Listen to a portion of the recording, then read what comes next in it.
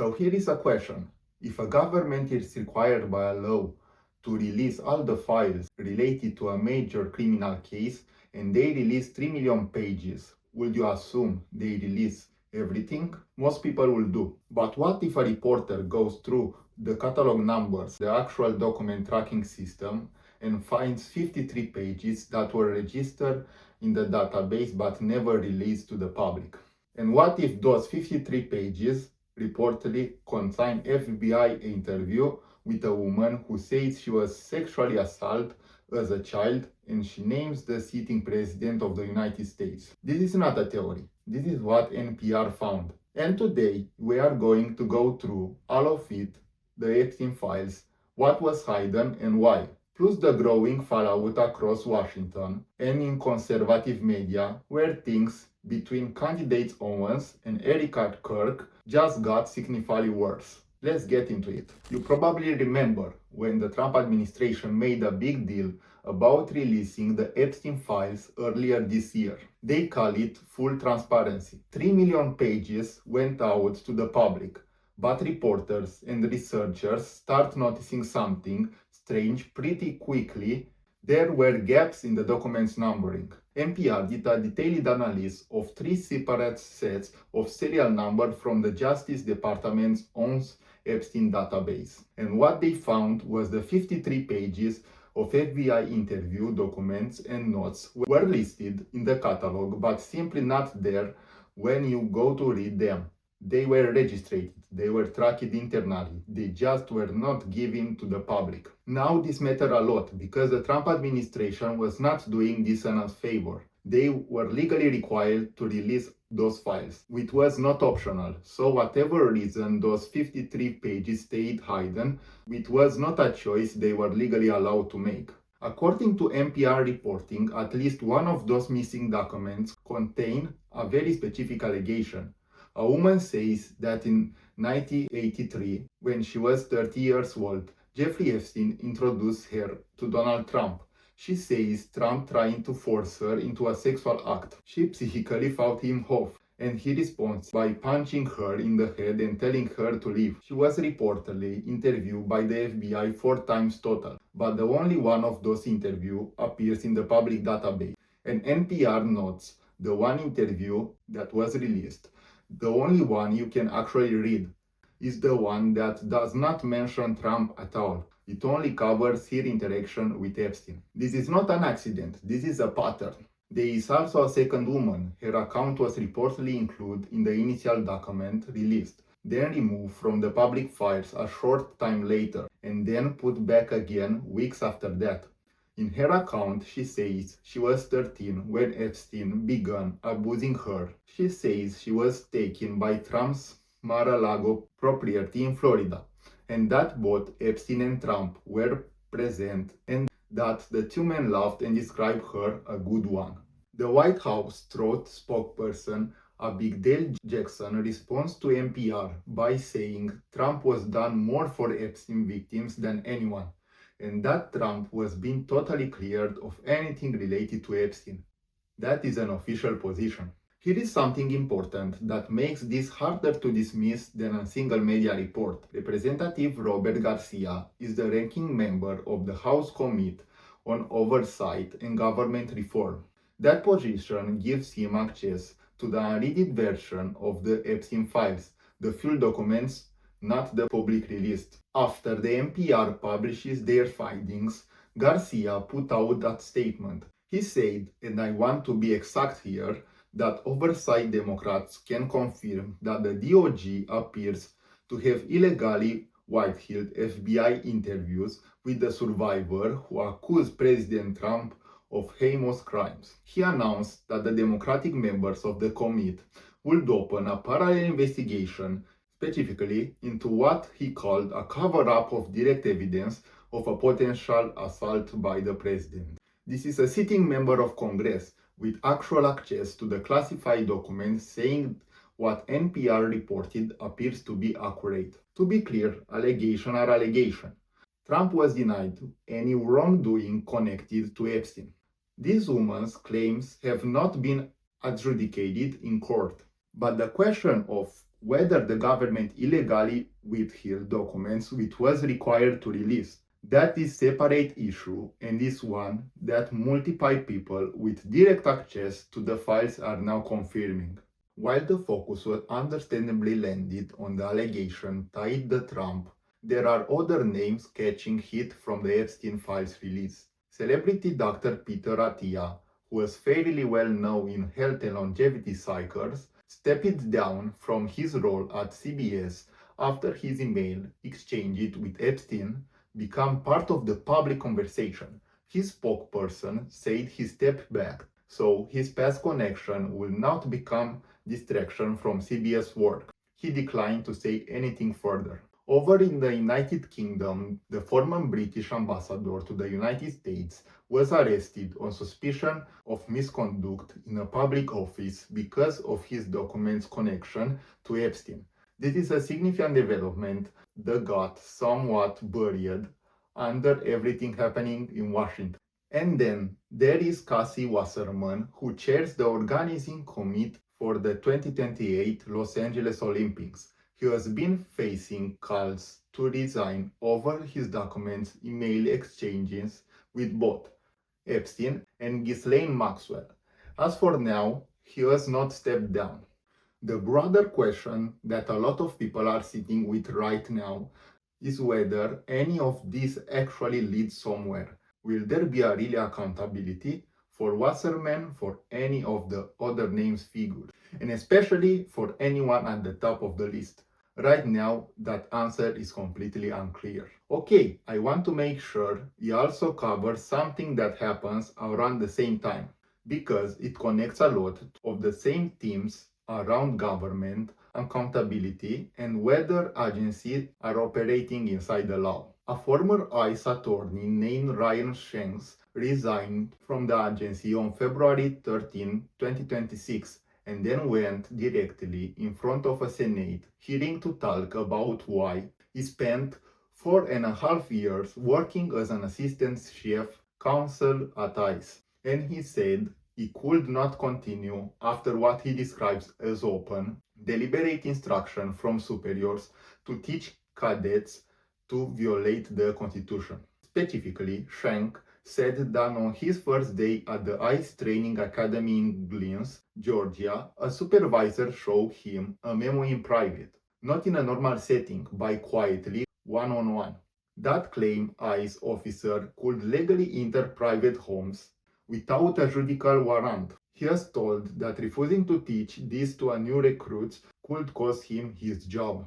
He also testified that over the 5 months he worked at the academy, ICE cut 240 hours of classes from a training program that was 584 hours in total. The classes that were cut included instruction on the Constitution, lawful arrest procedures, use of force guidelines, and the limits of an officer authority. Sitting next to Shank at the hearing was Tiana Brown, whose husband, Garrison, was arrested after ICE agents entered their phone with a battering ram. According to her testimony, when Garrison asked to see the warrant, the agents told him they had one, but then refused to show it when he asked a second time. 4 days after the arrest, a judge ordered Garrison released, ruling that agent had violated his Fourth Amendment rights against unlawful search and seizure. DHC responded to a Shank testimony with a statement denying his claims and saying ICE officer received top quality training. However, the same statement also mentioned that DHC had streamlined the training to cut redundancy. Those two things are in tension. You cannot say no hours were cut and also say you streamlined the program. To push the dramatically expand ICE was being a central goal of the administration, which reported a 130% increase in personnel from roughly 10,000 officers to 22,000 in a relatively short period. The concern from people like Shank is that the pressure to hit those numbers is coming to a direct expense of whether those officers actually know the law they are supported to enforce. Alright, let's shift gears completely. because there is a story playing out inside the conservative media world that is getting loud in a way that is hard to ignore. If you have not been following this one, here is the short version. Charlie Kirk, the founder of Turning Point USA, was murdered. His wife, Erica Kirk, was since been named the new CEO of Turning Point USA, and Candace Owens, who is one of the most prominent conservative media personalities in the country and was been publicly discussing conspiracy theories around Charlie dead for months, just released a trailer for a new documentary series called The Bride of Charlie. Based on the trailer 1, the series appeals to questions Erica Kirk's grief, her behavior after Charlie's death, and at least implies she may have had some involvement in or knowledge of his murder. The trailer includes footage of Erica and Charlie's funeral, which was apparently a large public event, and commentary questioning why he seems to be in a positive mood at the trailer frames as a suspicion. The reaction from conservative was fast and largely negative towards Owens. Meghan McCain and called Candace, in her words, poor, unadulterated evil, and asked who would put a woman whose husband was publicly assassinated through something like this. Ben Shapiro released a video calling Candace a vampire for conservatives, saying she finds prominent people in the movement, extracts value from association with them, and then moves on the next target when she is down. He also said Erica Kirk should consider legal actions. Alex Clark, a conservative podcaster with ties to Turning Point, wrote that anyone in the conservative movement who refuses to push back on Candace right now is hiding something of their own. On the other side, there is an audience for this. If you got through Candace's comment sections, the top comments are treating this like a major event. People are quitting Charlie Kirk. They are calling it a battle cry. There is a real segment of her audience that was been following her theories about Charlie's death for months and is ready to embrace whatever she puts on. Erica Kirk was not responding publicly in detail at this point. The series was scheduled to be releasing very soon after the story broke, so the full scope of what Candace is claiming and how the broader consecutive audience reports is still playing out. What is already clear is that this was created another significant fracture inside the movement that was been dealing with interval division for a while now.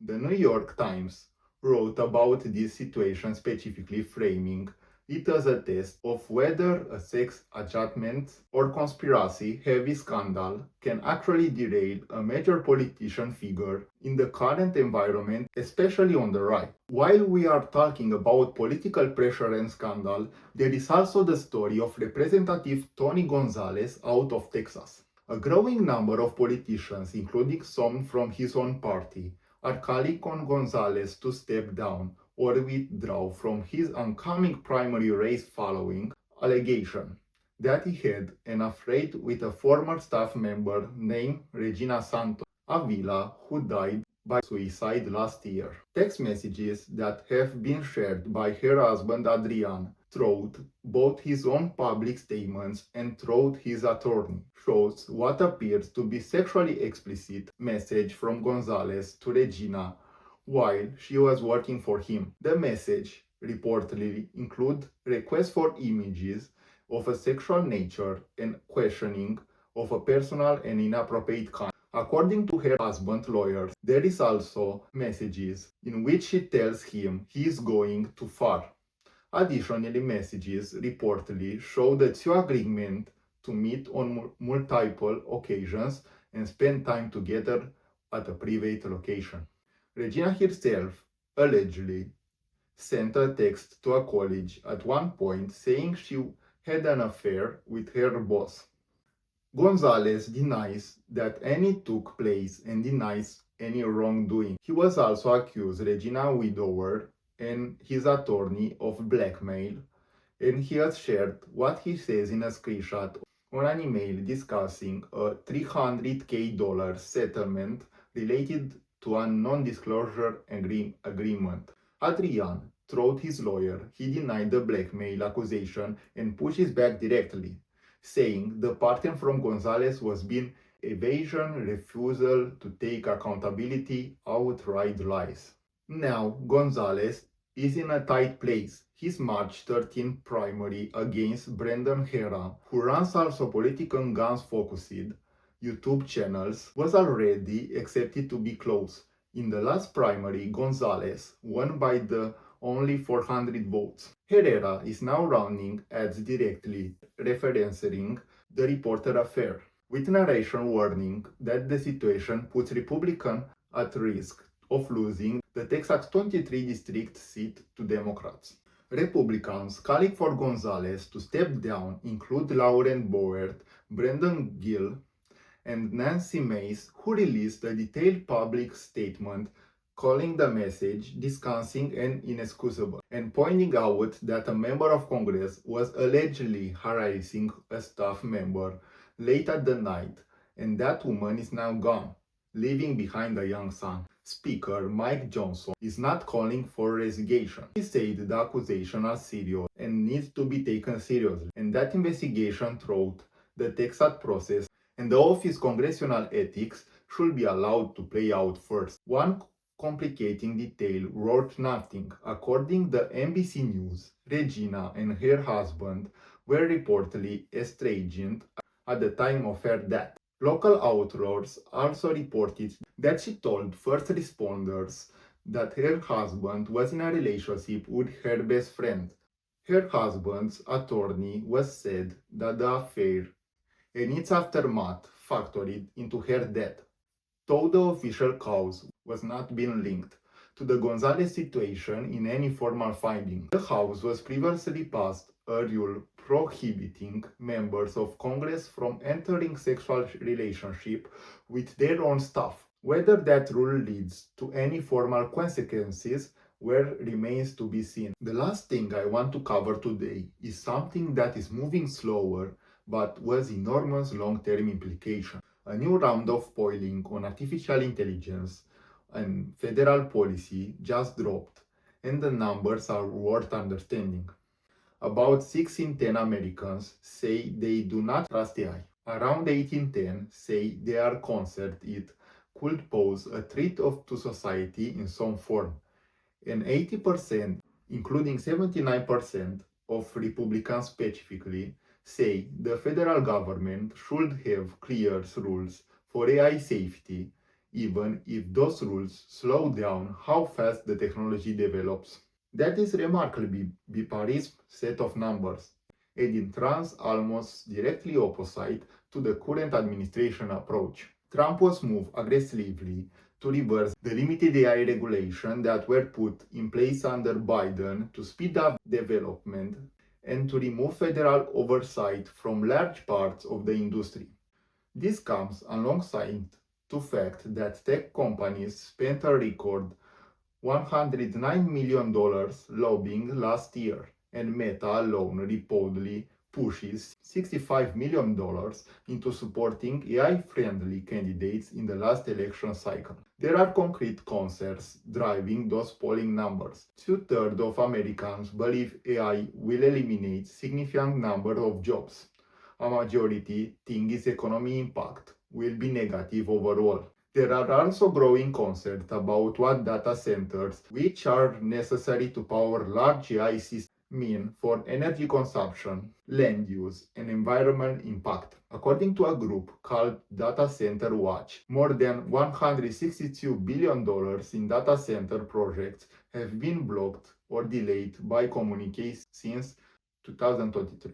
And there is a specific demographic worth paying attention to politically: women over 50s. A film that looked at that group around, which is one of the highest turnout voters categories, found that 19% of them are concerned about the absence of national AI safety standards, particularly around protecting children. At the state level, politicians across both parties are responding to what their votes are telling them. Multiple states have proposed or passed laws addressing different parts of AI regulations, and at the National Governors Associations, Recent annual meeting, leaders from both parties said their votes are worried and want action. Whether this becomes a major factor in how people vote in the midterms remains to be seen. My honest read is that most people feel the stakes clearly but will not prioritize in the way they would something more immediate. But that could change fast, and fast is kind of how this technology moves. Okay, that is where we are today. The Epstein files story is not finished. That congressional investigation is just getting started, and there will almost certainly be more documents and more reporting to come. The Candace Owens series is launching, and the conservative blowback is already significant, and the Gonzalez primary is just days away, so we'll find out pretty quickly whether votes in Texas respond to all of this in the polls. Here is my question for today. Do you think the missing Epstein documents will lead to any real accountability? Or does this end up like the most Washington scandals? A lot of noise and then nothing. Let me know in the comments. I genuinely want to hear what you think. And if you are new here, subscribe so you do not miss what comes next. I see you in the next one.